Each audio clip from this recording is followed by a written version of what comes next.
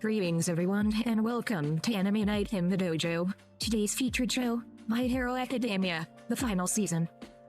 Yep, My Hero Academia, final season, episode 3. Welcome back to the dojo. How are you? That's Age. We're back for more Anime Night in the dojo, and it's like 90 degrees, you guys, and it's November. I don't know what to do with California anymore. I just had all my, sweatshirts out and ready to go, and it was getting cooler, and then it was like, nope, hold on. Back to summer temperatures for, the next 6 days, and then it's apparently going to rain, which is another problem for me, so... I'm over it. It's a sweltering 41 degrees right now. Well, it doesn't end. It's madness, no matter where you are. So, anyway, that being said, MHA, Stain ended up taking one for the team. All the stuff we talked about last week with the whole, why did they feel the need to do that with the fact that, everything we talked about, I don't want to rehash it, but it still kind of annoys me. Even just I haven't really thought about it all week, but now that I'm thinking about it again, it just annoys me. But it is what it is, What are you gonna do? Is it really that important? No, because Stain was gonna die either way. Let's be real. It didn't matter. So it was just kind of like a pacing and placement thing, kind of like how Shield Hero has been doing that for a while. But luckily, this was only one minor event. So, yeah, that is what it is. But the last thing we saw was Bakugo being up and running again. So, it'll be interesting to see what happens with Edgeshot. We talked about that. So, that's kind of a big thing to see what happens with him. But Bakugo's back and looking like he might have some, embers of freaking... One for All, so that could be a thing, because once again, the movie was canonized. Second movie, where, Deku transfers it to him for a little bit. So there could be some residual shenanigans going on. You never know. So, either way, I'm excited for this one. Apparently, this is where the season really picks up. I know I saw a lot of stuff when episode 3 came out, and I just had to keep, scrolling past it and, muting pages for months again, because, luckily, that one decent feature on Facebook is, you can mute a page for X amount of time if you don't want to see posts from it. Not that I want to mute them permanently, it's just I know it's just going to get worse and worse, so... But at least you can do that. So, anyway, that being said, I'm ready for some Bakugo madness, I'm sure, so... Let's go ahead, push some buttons, and get going here, so people on Patreon will see you on the other side of the edit for the timer reaction, and people on YouTube on the other side of the edit for the discussion and review. And if you're looking for either or, YouTube is there, Patreon's over there, so you guys can figure it out. You're not dumb, hopefully. So, anyway, here goes some. Well, alrighty then, there you have it. Bakugo is, in fact, the final boss. With the way The Rock's been going about his business recently, I hope they're not getting sued because he used that gimmick, earlier this year. So, I don't know.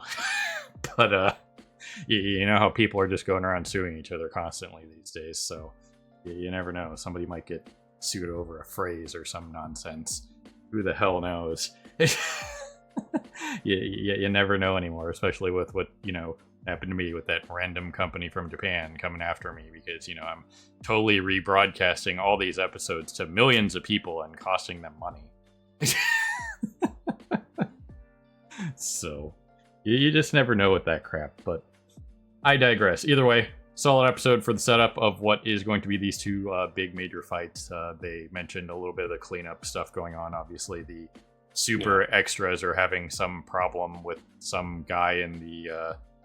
USJ, I think they were fighting, wherever that was, where Tailman and Sugar Rush and those guys were, which, does that fight matter? I don't think so. I doubt we'll get anything on that. That was probably just an aside. Yeah, they're still doing stuff, okay. But, it's not going to be probably pretty relevant to anything going on here.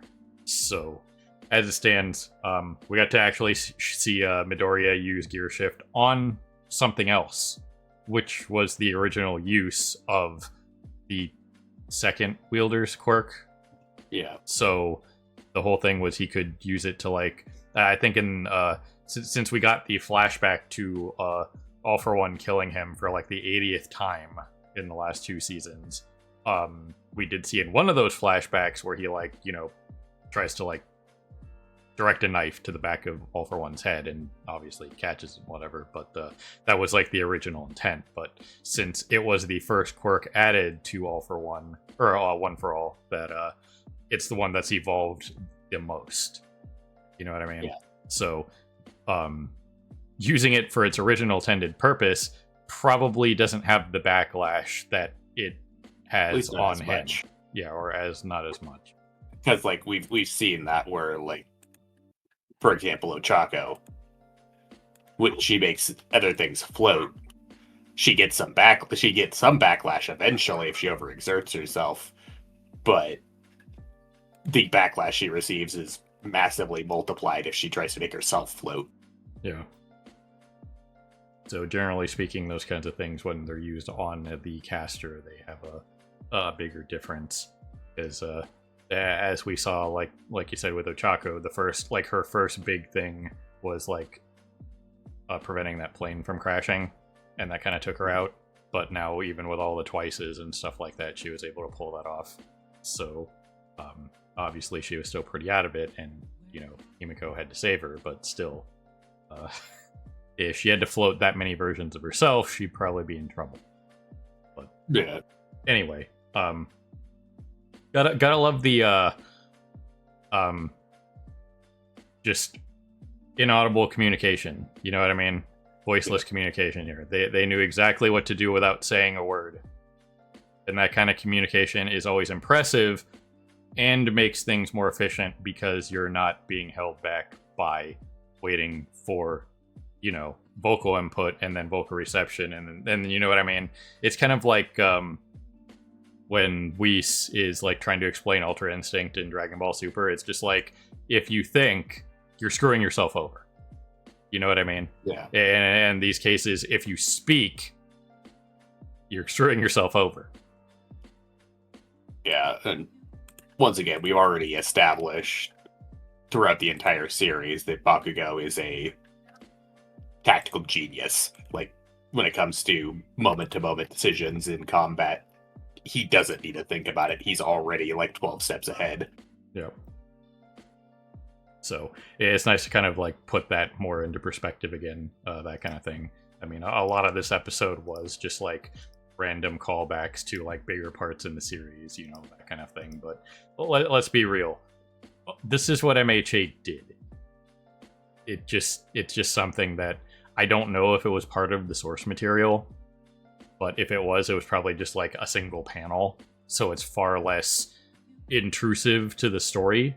You know what I mean? It's like, oh man, there's that panel with, you know, Bakugo doing the thing, you know, like he cost All Might his power, that kind of thing. But, you know, in an anime, that's an entire animated sequence that they have to replay. You know what I mean? Obviously, that has less impact on the production of the episode because they already have that footage, so it's just an edit in. But still, it's just one of those things where a lot of those flashbacks in panel form aren't going to be as big of a deal because it's a single panel, whereas in the anime they have to show, you know, at least 5 seconds of it. You know what I mean? So 5 seconds 80 times kind of adds up. You know what I mean? Over the course of the series. And I'm just kind of ballparking that number of like how many times a flashback sequence has been used in this series. So, you know, that's a solid, I don't know, 3-4 episodes of runtime in the entire series that have just been like those flashback sequences. You guys, if you remember from the first channel we had, my original channel, we had that counter in the first season of MHA that we did in season 5. It's like, how many times are they going to show the, you know, All Might and Deku in the alleyway scene? You know what I mean? It's like, you too can be a hero, that kind of thing. And because that one was out of control, just like the Crunchyroll player. Like, even that season, we had to have the counter, and it was still 5, I think, by the end of the season, and that was just that season. You know what I mean? So it's like, we get you're trying to drive the point home, and like in the case of the panels, but for the sake of the anime, you might want to just kind of like have that like be like the backdrop fade out kind of situation where it shows that single still image of it, and it's just like, him thinking about it in the back of his head. You know what I mean? As opposed to cutting directly to that flashback sequence again, for like the 12th time in the series. It was crazy, but again, very nitpicky nonsense, but there are some times where too much just rerun and flashback sequence is just like, okay, yeah, we get it, we know. You could just have one less episode, it's cool. You know what I mean? So I get runtime filling and stuff like that, but come on, it's just it's one of those things where there are plenty of series that it's just like, yeah, you kind of want to have that, but at that point, why not just do an anime original episode or something that the author signs off on? You know what I mean? That kind of thing, as opposed to, oh man, here comes another flashback sequence. It's just and I mean, I've only watched, like, I've talked about this before, like 20% of One Piece, and one of the bigger arcs that I watched was Enies Lobby, and at one point when they're going to save Robin and they're sitting there like, yeah, we're gonna do this, we get like 9 episodes in a row that are just flashback sequences that I'm just like, well, I started at episode 225. It feels like I watched the first 225 now after all these flashbacks. You know what I mean? It's like, those were all the highlights, right? I don't need to know anything else. So that's kind of interesting from that perspective of if you just started watching or whatever. But man, if you were a weekly watcher of the show, can you imagine 2 months like weekly of just, okay, so when are we continuing? You know what I mean? It's like, yeah, seeing that, yeah, I remember that, that was cool, but some of those things are just like, okay, at a certain point, it's just like, you might as well just take a hiatus. What's the point? So, either way, that kind of stuff aside, we got to see the evolution of Bakugo's power again, pushing the limits, that kind of thing. He had the super defib of himself with his own explosion quirk, which... Can you sweat inside your own body? Is that something that can happen? Is that, like, medically possible? I don't know. No, I believe the actual explanation basically for what was happening was that he ended up the sweat ended up basically getting into his wounds and entering his bloodstream that way. I guess that would kind of make sense for that kind of whole situation, as otherwise it's like the sweat inside your body. The sweat is supposed to be outside your body to cool it down. You're not going to be able to do that if it's inside your body, right? But he was bleeding profusely, obviously, and in his state, he's going to be sweating more because his life was in imminent danger, and he did die. Technically, he was medically dead, clinically dead. You know what I mean? So yeah, he also had some semblance of control over his sweat. Was part of like his training and stuff like that, was to be able to basically sweat on command and control how much he's sweating. Yeah, that's what he was mentioning with like the whole secondary explosion thing. But yeah, so that, I guess, kind of bailed out Edgeshot, because restarting a heart for what he was doing is kind of an endeavor. So that definitely saved Edgeshot's life, like he mentioned, with his 1,000 Pierce Ninpo, whatever the hell technique he called that. He had to give up his life force, meaning not his body. So it might have taken like 5 years off his life, but he'll probably still be able to regenerate. We kind of talked about a little tiny bit about that at the end of the reaction. So it's one of those things where Edgeshot's probably going to survive, but he's just done at the moment. You know what I mean? He's out of the fight. Because once again, it's not like these fights are going to go on for the next like week and a half, so Edgeshot can get back into it. You know what I mean? So while he didn't have to restart his heart, that definitely saved Edgeshot probably the rest of his body. You know what I mean? Because restarting the heart probably would have taken his body and not his life force. So the fact that Bakugo's sweat was able to literally defib himself bailed Deadshot out of a, well, taking one for the team, though. I mean, if that's what you're looking like at the end of the day, you really took one for the team. Yeah. Like I said, I imagine he will actually recover. It's just, yeah, the fight is not going to last long enough for him to pull himself back together. Yeah, and I wouldn't be surprised if he was missing at least some part of his body. You know what I mean? We don't really know, but that could be something that's still on the table. Is it really important in the grand scheme of the story? Not really. Just kind of a random bit of trivia. Just like, so what happened to Deadshot? Did he like lose a couple fingers or something? Like what? But he does specifically say life force, and life force is not body parts. So yeah, no, the way he explained it, it sounds like just a thing of like that basically he can use his body as much as he wants, and it just expends his life force, and then eventually he will probably just regenerate. Yeah. As long as he doesn't actually totally run himself out, he will eventually recover. Yeah.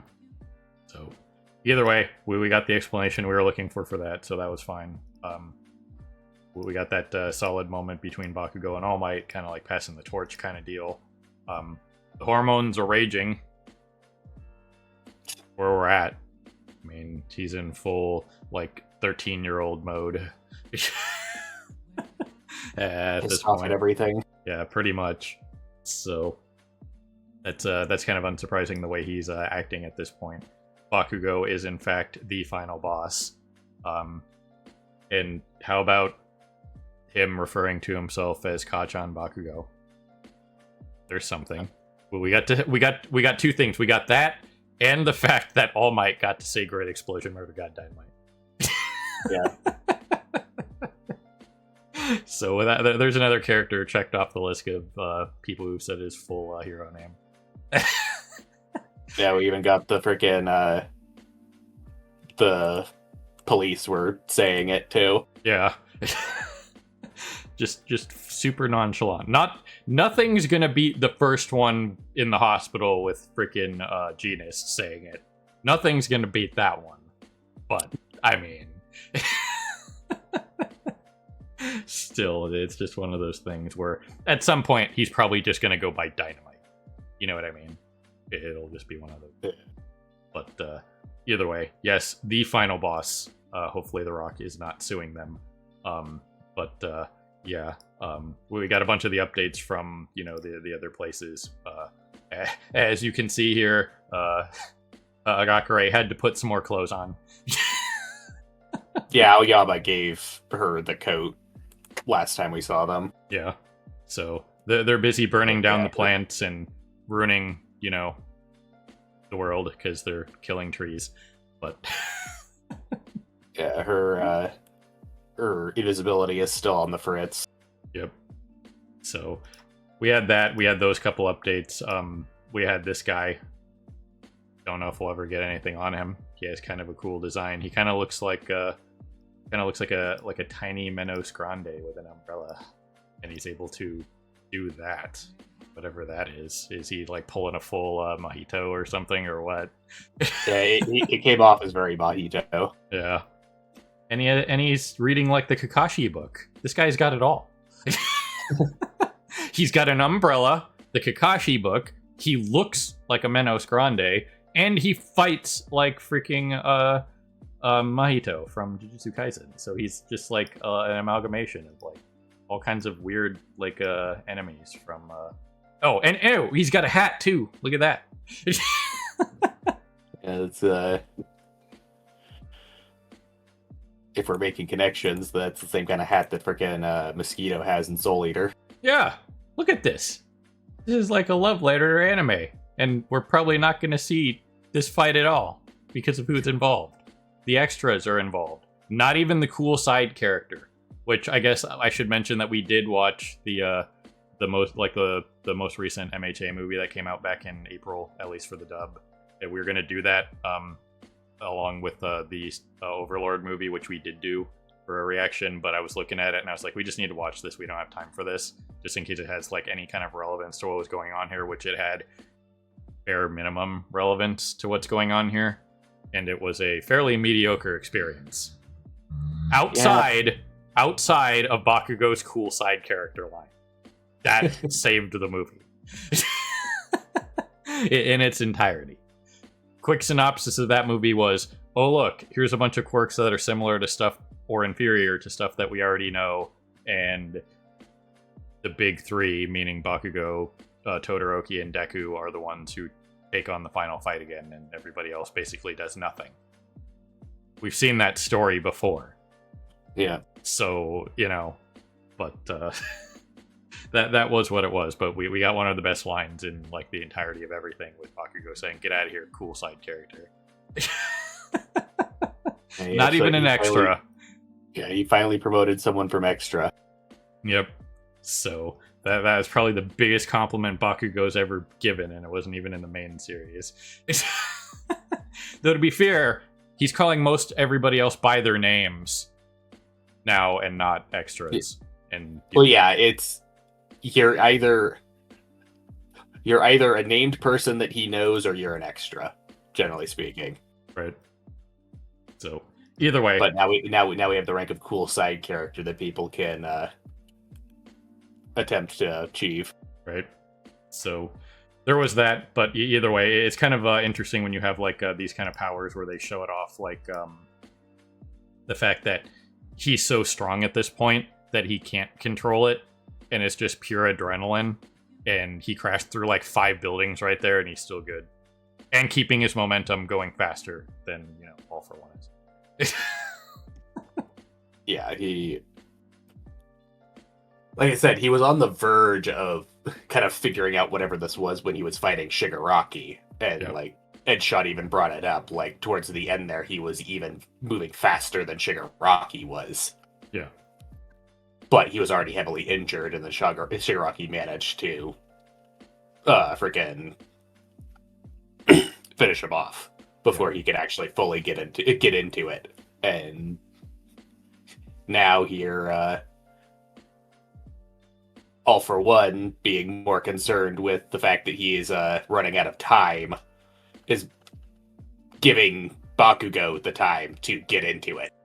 Right, because he's more concerned with getting to Shigaraki and like reclaiming everything than he is swatting all the flies. Because even if the hormones are raging, as a teenager, you're still going to know that your life is in danger and you're about to die. Because, he still has all of experience, and the hormones are raging, and he's still, one for all. Or all for one, but, at a certain point, it's just like, you got to play the objective. You know what I mean? You can't keep upping your kill-to-death ratio. You got to play the objective if you want to win. And then you get kicked off the battlefield for having a name that has 3 X's in it. Once again, his actual goal in this situation is to... even before he started rewinding, he knew his body was doomed to die, and so his actual goal here is to hijack Shigaraki's body. Yeah. And he can't exactly do that if he fully rewinds before he gets there. Right. But either way, we had that. We had the whole like connection to the second wielder, which it's heavily implied that the second wielder is like a Bakugo, like like an ancestor kind of deal. You know what I mean? It's heavily implied. Yeah. It's like heavily implied, but we don't really know for sure. Like he looks like Bakugo. You know what I mean? He could be Bakugo's mom could be like a descendant of his or something like that. It's probably a thing of like, his mom is a descendant of the second wielder, but she took on a different family name. Yeah. So it's just been heavily implied. You know what I mean? In just every situation where he's like, it's like, oh yeah, that kid reminds me of the Crunchyroll player being terrible, but it reminds me of the second wielder, that kind of thing. So yeah, which we made note that they looked similar, like pretty much as soon as the second wielder was shown off. but we haven't really had any sort of major connection to them apart from them just looking familiar. Looking similar until we started getting things with all these like second wielder flashbacks and lore drops and stuff like that are just starting to more and more imply that they probably are connected. Right. So it'd be an interesting connection that would make sense for just random plot points. So is it really important? Not really, but it's just kind of heavily implied, and it is what it is. But the other kind of pseudo major thing that we got in this episode was we got the younger brother's name finally. Yuichi. That was something that just kind of dropped out of nowhere, and it was always like younger brother or brother or something like that. I don't know if we got. I don't think we've gotten All For One's actual name, like his actual name. Yeah, I'm pretty sure we got Yoichi's name before, like randomly mentioned once or twice in the flashback shenanigans. But yeah, All For One, we've never gotten his actual name. Right. Because from what I remember, he did say Tomura Shigaraki's name was a combination of his name and the doctor's name. So there's something in there, potentially, of truth.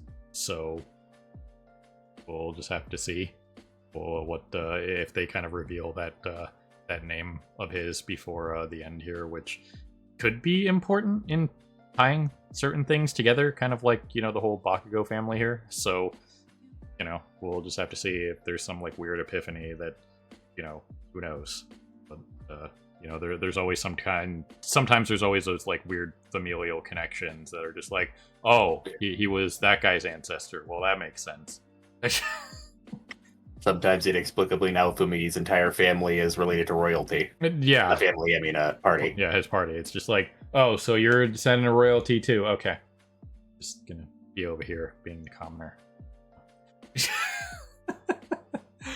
But yeah, it's another thing they're kind of going hard on, besides said hard on, but it's freaking moths. They're making me lose my mind. They still think it's summer for obvious reasons, driving me nuts. But it's kind of interesting that they've kind of like gone hard on the fact that they're showing just like random other parts of the world. You know what I mean? Like we got the the American Weather Girl again in this, and those two kids who I thought was going to be part of the movie, but they weren't. So, you know, yeah. A big part of this is why they've been doing it is setting up for, once again, the whole idea of like the only way that Night Eye's predictions are ever wrong is basically if the collective unconscious of humanity wills it to be wrong. Right. And that's pretty much what they were saying here, was just like everybody wanted somebody to bail All Might out. You know what I mean? They willed it to happen. But yeah, just, you know, we know these two kids from the second movie, you know, the holdover, that there could be potentially an argument made that Bakugo is like using like some embers of the, you know, the One For All transfer kind of thing, just based on, you know, the context clues of his eyes, the way they looked and that kind of thing. But yeah, they've definitely gone out of their way to like show just like random things, like the just like random people all over the world. Obviously, you know, people like Melissa and the kids from the second movie make sense. You know what I mean? We saw like a clip of the guys from the third movie at one point, but they haven't brought that guy back. You know, like the guy with the bird from that family. Well, I'm kind of surprised we haven't seen more of them, but still, it's still just been kind of just like people all over the world, you know, like once again the American Weather Girl, you know, this kid, you know, him and his friends, he was the Endeavor Look at Him kid. Those people make sense, you know, just kind of like random citizens, like those guys right there, like these guys right here, that kind of thing. But then we had like people from all over the world, like the guy that was like in his tent in somewhere very snowy in a blizzard, you know what I mean? The random like European aristocrat guy, the heteromorph guy that was totally Spanish. yeah, a big part of also why they were showing around the world was because the whole thing of like showing off that the freaking massive maelstrom of quirks going off here is literally affecting weather all across the world, because like everywhere it's having a massive cold snap now. Yep. So that's that's definitely going to have some kind of major weather phenomenon at some point. That it'll be interesting to see if they get into it. But yeah, again, solid episode for what it needed to be. It set up everything that is going to be coming here. I kind of want to see this fight, honestly, at this point. I mean, we probably will at least go to him to see him get like freaking one shot similar to the plant guy. Yeah, just something. I don't even care if it's that. I just kind of want to see it because he's like all over the place. You know what I mean? It's great. But we got plenty of time, I think. So even if it's only like, a 2 or 3 minute sequence, that'd be good enough. Kind of like when you unceremoniously dethrone a champion in WWE because they pissed you off backstage. That happened last week, so I figured I'd make it topical. Because you're on the frame of it, one of the things that I forgot to mention that did happen in All Might's fight with All For One, if you notice, his eyes from when he got hit by like the laser, his eyes basically got bleached white instead of their usual black sclera. Yeah. So that's definitely something that has changed in his character model, and he's not his eyes aren't as sunken in as they were before. So yeah, like that was one of the things about his character design that a lot of people seem to get misconstrued, was the idea is they basically always thought his eyes were shadowed, but no, it's just he literally had black sclera.